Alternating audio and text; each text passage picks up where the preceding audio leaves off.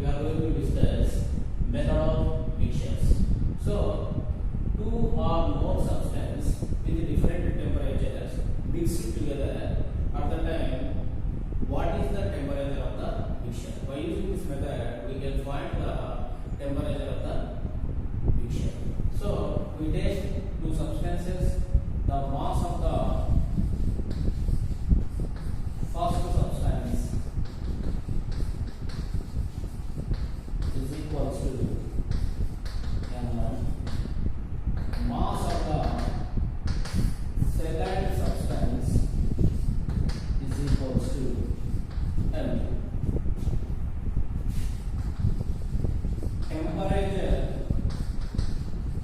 of the first substance is equals to T1. Temperature of the second substance is equals to T2. Here, one condition is given, that is T1 is greater than T2. Means the temperature of the first substance is greater than the temperature of the second substance. It means first substance is hotter than the second substance. If these two substances mixed together, at the time, the temperature of the, let us assume, the temperature of the mixture is equals to T. So, if these two substances mixed together, there is no loss of heat energy into the surroundings. At that time, what happened? According to definition of the heat energy transferred from hotter substance to cooler substance. Okay. So, if there is no loss of heat energy into the surroundings, at that time, what happened? The heat energy lost by hotter body, which is equals to the heat energy gained by the cooler body. So, definition of the heat energy, Q is equals to Sm delta T. The heat energy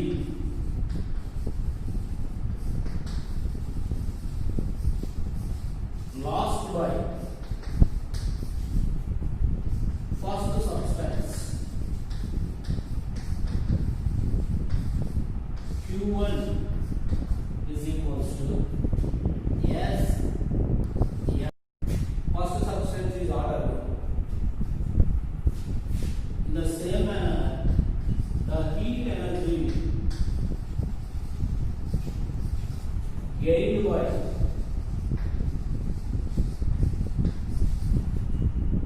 second substance Q2 is equals to S into M2 into T minus T2. T minus T2.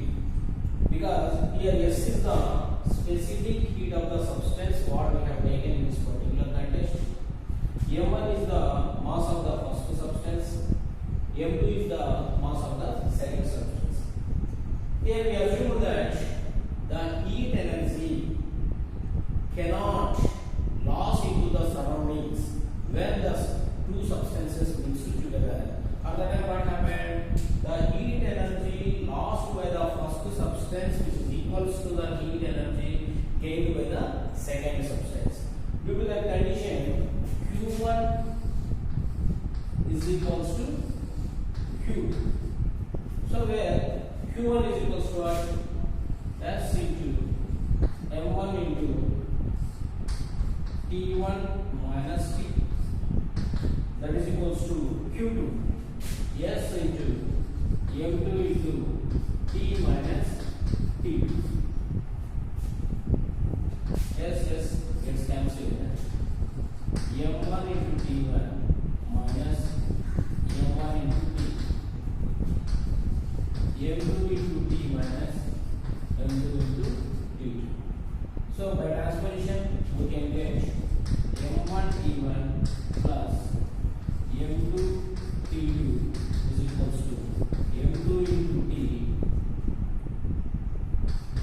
plus m1 into T. It can be written as m1 T1 plus m2 T2. In both terms T is existing. T is taking as a common factor m2 plus m1 into T. It can be written as any multiplying factor moves outside of the equation. We get m1 T1 plus m2 T2 divided by m2 plus m1 or m1 plus m. Both are equal. That is equals to T. Or T is equals to m1 T1 plus m2 T2 by m1 plus m. By using this formula, we can find the temperature of the enemy shell. So here we are taking two substances. One is having m1 mass and second one is having m2 mass, and both are having different temperatures that are T1 and T2. Here we are taking one condition, that is T1 is greater than T2. If these two substances mix together, at that time what happened? According to the definition of heat energy, the heat energy transferred from hotter body to cooler body. At that time there is no loss of heat energy into the surrounding. At that time what happened? The heat energy lost by the hotter body, that is first substance, which is equals to the heat energy gained by the second substance. So Q1 is equals to Q2. By calculating this, we can get T is equals to m1 T1 plus m2 T2 by m1 plus m2. By using this formula, we can find the temperature of any mixture. Now we are going to discuss about how to determine the specific heat of a solid by using calorimeter. So calorimeter is a device. By using this, we can find the specific heat of a solid. In this particular context, we are using lead balls. Lead balls nothing but ball bearings. So the shape of the calorimeter is like this. It has one copper vessel with sticker. It is inserted in a wooden box. So the gap between wooden box and copper vessel filled with cotton wastage or any material which is acting as a heat resistor. So why this material is used here? To reduce the loss of heat into the surroundings. So calorimeter is a device. By using this, we can find the specific heat of any solid. So here, by doing one derivation, we can find the formula of specific heat of a lead box. First of all, mass of the calorimeter, empty calorimeter, mass of the empty calorimeter with sticker, assume that m1. Fill those calorimeter with 1/3 part of the water. So mass of the calorimeter with water is equals to m2. So by subtracting m1 from m2, we can get the mass of the water only. So mass of the water only is equals to m2 minus m1. So here both calorimeter and water are existing at the room temperature, because we are doing this experiment either laboratory or any room, so that the initial temperature of the calorimeter and water treated as a T1, it is nothing but room temperature. Now we are taking some lead balls. So in this particular context, we are going to find the specific heat of the lead balls. So we are taking some lead balls and supplying heat energy to those lead balls by using steam. By using steam means water vapor. So the temperature, those lead balls, first we take some lead balls and we are supplying heat energy by using some steam and place those lead balls into the calorimeter. So first of all, find the mass of the calorimeter water with lead balls is equals to m3. To find the only mass of the lead balls, subtract m2 minus m3, we can get only mass of the lead balls. So we are supplying heat energy to the lead balls by using steam, so that the temperature of the lead balls, the temperature of the lead balls is equals to T2.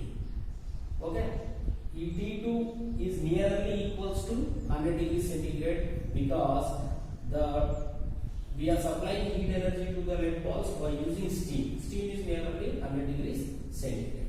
These lead balls placed into the calorimeter, so that here hotter body is lead balls, cooler body is both calorimeter and water. According to the definition of the heat energy transferred from hotter body to cooler body, so that the temperature of the mixture is existing at less than temperature of the lead balls and greater than temperature of the water and calorimeter, so that the temperature of the total mixture means calorimeter plus water plus lead balls is equals to T3. So as we have already known that according to methods of mixture, if any two or three substances mixed together with different temperatures, at the time what happened, the heat energy transferred from hotter body to cooler body until all those bodies attain same temperature. If there is no loss of heat energy into the surroundings, at the time what happened, the heat energy lost by the lead balls, here lead balls are treated as the hotter body, the heat energy lost by the lead balls is equals to the heat energy gained by the water plus the heat energy gained by the calorimeter. We have already know that Q is equals to Sm delta T. By using this formula, the heat energy lost by the calorimeter. So we have already known that, we have already assumed that Sf and Sw, Sc, Sw and Sl are the specific heat values of calorimeter, water and lead balls. So by all these values, the heat lost by the lead balls is equals to Sl into M3 minus M2 into T2 minus T3. Here Sl is the specific heat of the calorimeter, specific heat of the lead balls, and M3 minus M2 is the mass of the lead balls, and T2 minus T3 is the change in temperature of the lead balls. Next, that is equals to Sw into M2 minus M1 into T3 minus T1 plus Sc into M1 into T3 minus T2. So by transformation method, we can get this value. Sl is equals to Sw into M2 minus M1 into T3 minus T1 plus Sc into M1 into T3 minus T1 divided by M3 minus M2 into T2 minus T3.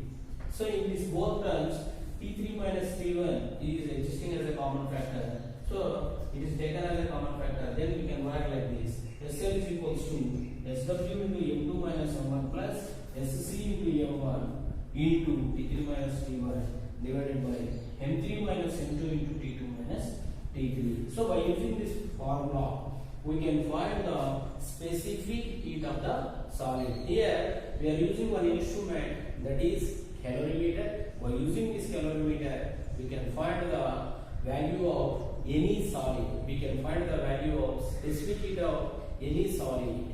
Okay.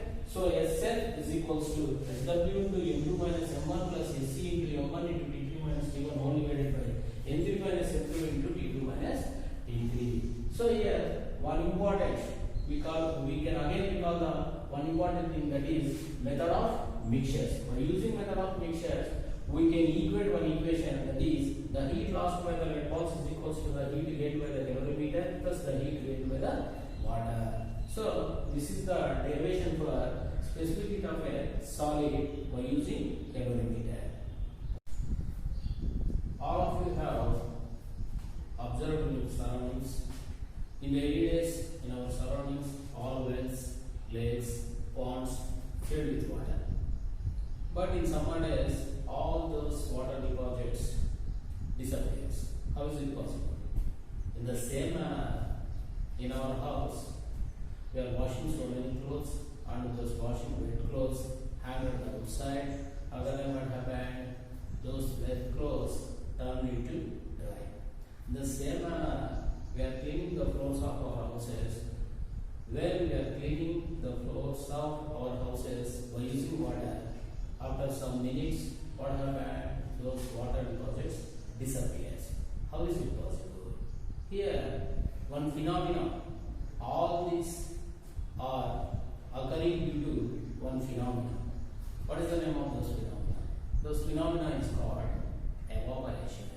Those phenomena is called evaporation.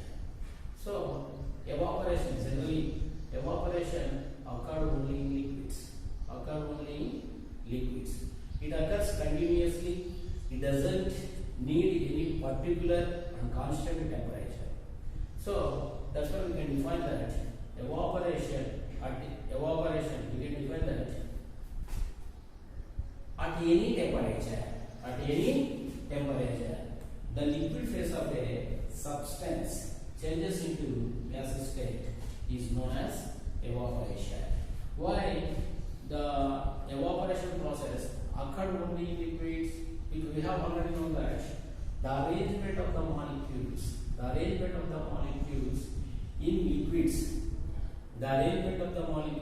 liquids, moving in a particular volume, so that the gaps between molecules of the liquids and also the molecular attraction forces among the all particles of the liquids is less than the attraction forces of the particles of the solid. That's why the particles of the liquids moving in different directions in random motion in a particular volume. That's why evaporation occurs only in the liquids. So, at any temperature, the liquid phase of a substance changes into gaseous state is known as evaporation.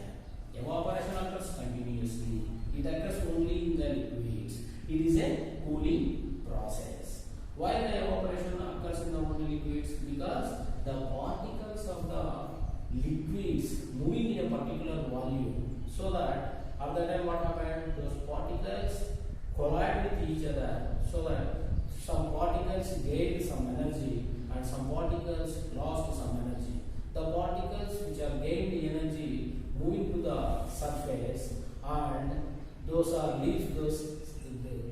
particles leaves the surface of those liquid. Like this, so that this phenomena is called surface phenomena also. Evaporation is also called surface phenomena. So, at any temperature, the liquid phase of a substance changes into gaseous state is known as evaporation. It is a surface phenomena. It occurs continuously. It occurs only in liquids also. It is a cooling process.